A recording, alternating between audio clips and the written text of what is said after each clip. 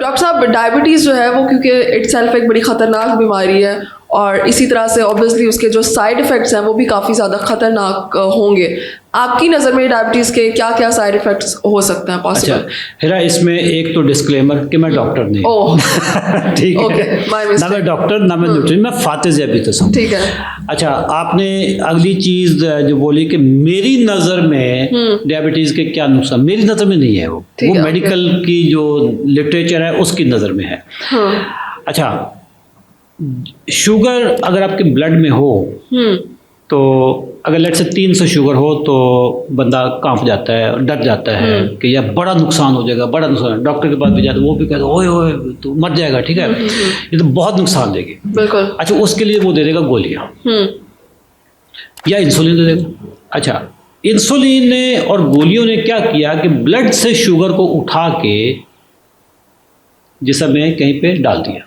ठीक है। वो शुगर मतलब गोलियां खाने के बाद शुगर कम होगी ना, वो जो कम हुई है वो शुगर किधर गई है?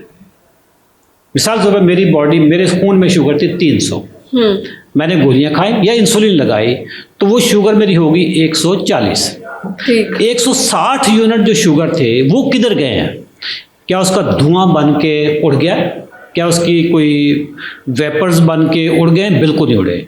वो शुगर खून से उठा के जिस्म के बाकी हिस्सों में कहीं चली गई है। ठीक है, ओके। खून में जो शुगर थी वो नजर आ रही है, टेस्ट से नजर आ रही है। जो बाकी जिस्म में छुपाई है वो नजर नहीं आ रही। ठीक है, ओके। अच्छा, जो चीज मेरे खून में जहर है, जो चीज मुझे खून में नुकसान दे रही है, अगर मैं वहां से उठा के उसको जिस्म के किसी और हिस्से में डंप कर दूं तो क्या वहां पे नुकसान नहीं देगी? ठीक है। लॉजिक क्या कहती है? लॉजिक तो यही है ना कि जो चीज खून में नुकसान दे रही है वो जिस्म के बाकी हिस्सों में अगर छुपा दी जाए तो क्या नुकसान नहीं देगी? ठीक है, वो नुकसान दे रही है, सिर्फ नजर नहीं आ रही। ये मैं मेडिकल माफिया से, मेडिकल एस्टेब्लिशमेंट्स को मैं बार बार क्वेश्चन करता हूँ कि वो शुगर कहाँ जाती है? जो चीज आपके खून में नुकसान दे रही है वो आपकी बॉडी में भी तो नुकसान दे रही होगी। कई लोग कहेंगे कि जी वो बर्न हो जाती है, उससे आपको एनर्जी मिलती है। यार अगर वो बर्न हो रही होती, एनर्जी मिल रही होती तो फिर तो मुझे शुगर होती ना। मसला तो ये है ना कि डायबिटीज़ वालों का मसला क्या होता है कि उनकी शुगर बर्न नहीं हो रही होती है। ठीक है। अच्छा, वो जो कचरा हमने छुपाया है, जो शुगर हमने खून से निकाल के बाकी जिस्म में छुपाई है, वो मैं बताता हूँ कि कहाँ कहाँ जाती है। जिगर की तरफ जाएगी, फैटी लिवर होगा। ओके। दिमाग की तरफ जाएगी, डिमेंशिया होगा, अल्जाइमर होगा। आंखों की तरफ जाएगी, आंखें खराब होंगी। दिल की तरफ जाएगी, heart failure, congestive heart failure, heart attack होंगे। घुटनों की तरफ जाएगी, सीकेडी होगा। आप बंदा डायलिसिस पे चला जाएगा। ख़वातीन के रिप्रोडक्टिव ऑर्गन की तरफ जाएगी तो पीसीओएस हो जाएंगे। मर्दों की रिप्रोडक्टिव ऑर्गन की तरफ जाएंगे तो इरेक्टाइल डिस्फंक्शन हो जाएगा। पाँव की तरफ जाएगी तो न्यूरोपैथी हो जाएगी। ठीक है, गुर्दों में नेफ्रोपैथी हो जाएगी, आंखों में रेटिनोपैथी हो जाएगी। पूरी बॉडी में एक एक अंग को, इवन दांतों में जो कैविटीज़ हो जाएंगी वो शुगर उधर पड़ेगी, कैविटीज़ हो जाएंगी। ठीक है, स्किन के प्रॉब्लम होने शुरू हो जाएंगे। जिस्म का कोई एक सेल नहीं है जो शुगर की तबाहकारियों से बचता हो। ठीक है, ओके। पाँव कटते हैं, ठीक है, ज़्यादा जो इसका जो स्टार्ट होता है ना, इसकी इब्तिदा है, एक इंतहा है। इब्तिदा इसकी होती है न्यूरोपैथी से। राइट। पाँव से स्टार्ट होता है। पाँव आपके सुन्न होना शुरू हो जाएंगे, पाँव आपके जलने शुरू हो जाएंगे। ये इब्तदाई चीज़ें हैं। ठीक है। अच्छा, इसकी अगली जो स्टेज है, पाँव पे कुछ जख्म हो जाएगा, पता भी नहीं चलेगा।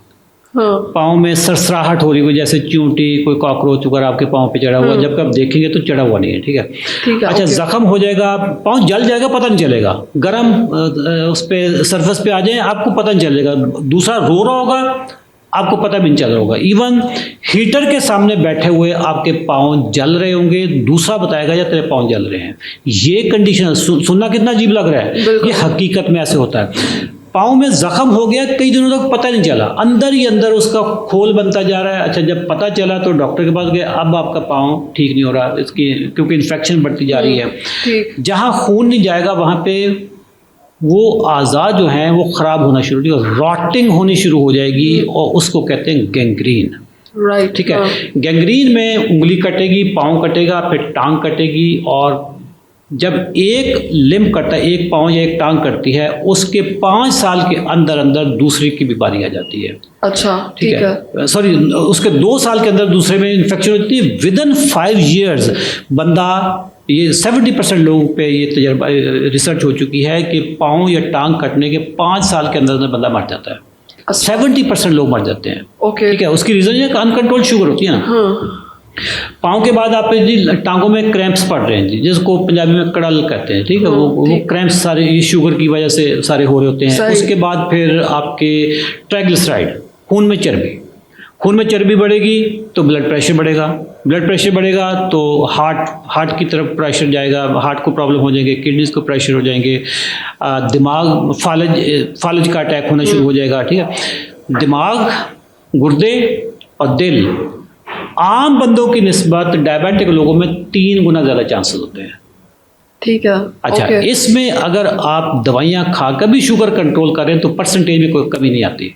ठीक है, मतलब दवाइयों का कोई फायदा नहीं होता, आपको साइड इफेक्ट्स होंगे। वक्ती तौर पे आपको लग रहा है कि मेरी शुगर कम है, जबकि उसकी जो शरह अमवात है उसमें नहीं फर्क पड़ता। उसकी मैं रीज़न बताता हूँ आपको। दुनिया में आज से 30-40 साल पहले भी डायबिटीज़ में जो हार्ट की वजह से बंदे मरते हैं, नंबर 1 कॉज थी, आज भी नंबर 1 कॉज है। ठीक है। आप सोच रहे होंगी कि इन लोगों ने दवाइयाँ नहीं खाई होंगी। सबने दवाइयाँ खाई हैं। ओके। वो इसलिए खाई हैं कि आपको दवाइयों की कंपनियों की सेल देख लें। ठीक है। जिस कंपनी की सेल आज से 10 साल पहले 1 अरब रुपए की थी, आज उस कंपनी की सेल 10 अरब रुपए है, 8 अरब रुपए है, 7 अरब रुपए है। इस वक्त पाकिस्तान में, अल्लाह करे कि मेरा ये मैसेज जो साहब इक़्तिदार लोग हैं उन तक पहुंच जाए और वो इसको एक इमरजेंसी के तौर पर डिक्लेयर कर दें।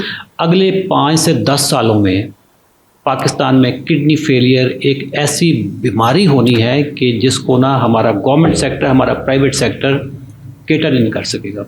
दुकानों पे डायलिसिस हो रहे होंगे। इस वक्त भी पाकिस्तान पूरे में डायलिसिस की मशीनें ओवरबुक्ड हैं। बिल्कुल। किसी भी अस्पताल में चले जाएं, आप म्यू में चले जाएं, शेख ज़ायद में चले जाएं, जिनाब में चले जाएं, कराची में आप लियाकत मेडिकल में चले जाएं, जिनाब में चले जाएं, किसी भी अस्पताल में आपको डायलिसिस की मशीन खाली नहीं होगी।